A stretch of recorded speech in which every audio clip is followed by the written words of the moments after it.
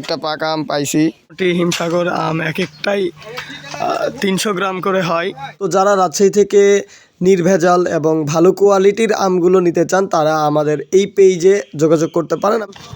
আমি আছি হচ্ছে এখন আমাদের ইউনিভার্সিটির মধ্যে সেন্ট্রাল মন্দিরের পাশে।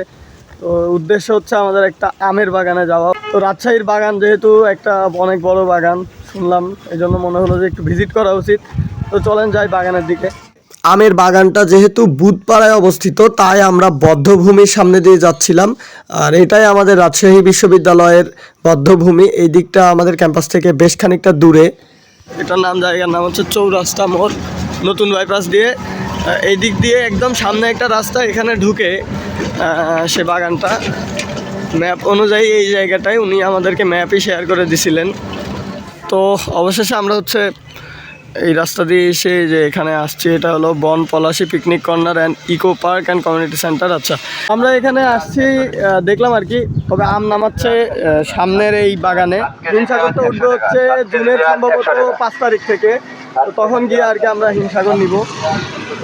আর বাড়ির জন্য গতবার নিয়েছি, ধরা খাইছি, এবার আর ধরা খাওয়ার সুযোগ নাই। এখানে আম নামাচ্ছে, পাকা আম আসে মনে হচ্ছে। তো এবার আসলে আমের সাইজগুলো আমার কাছে একটু ছোট লাগতেছে, তারপরেও গোপালভোগ ছোটই হয় সাইজে। যারা আমার ভিডিও নিয়মিত দেখেন তাদের জন্য একটা ছোট্ট বার্তা। আমাদের একটা প্রতিষ্ঠান আছে, ফুড প্রতিষ্ঠান, সেটা হচ্ছে অর্গালিন। আমি লিঙ্ক দিয়ে দিব কমেন্টে। এই পেজ থেকে আমরা এবছর বিভিন্ন অর্গানিক প্রোডাক্ট সহ রাজশাহীর বাগান থেকে আম সংগ্রহ করে আপনাদের জন্য পাঠাবো। তো যারা রাজশাহী থেকে নির্ভেজাল এবং ভালো কোয়ালিটির আমগুলো নিতে চান তারা আমাদের এই পেজে যোগাযোগ করতে পারেন। আমি হোয়াটসঅ্যাপ নাম্বারটাও দিয়ে দিচ্ছি। তো এই যে এটা হচ্ছে একদম গাছ পাকা, এটা হচ্ছে আপনার আম গোপালভোগ। এখনও হিমসাগর রাজশাহীটা ওঠে নাই। এটা হচ্ছে হিমসাগর আমের গাছ। মোটামুটি 10 দিন পরে এই আমগুলো উঠবে।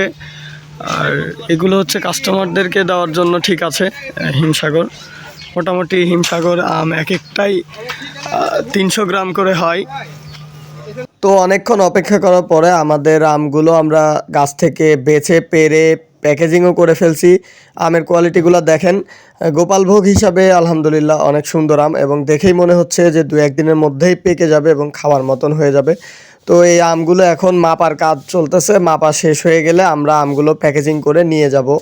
তো আমাদের আম হচ্ছে কালেক্ট করা শেষ। মোটামুটি এখানে 20 কেজি আম আছে। 2 জন আসছি, 2 জনের জন্য 10 কেজি করে।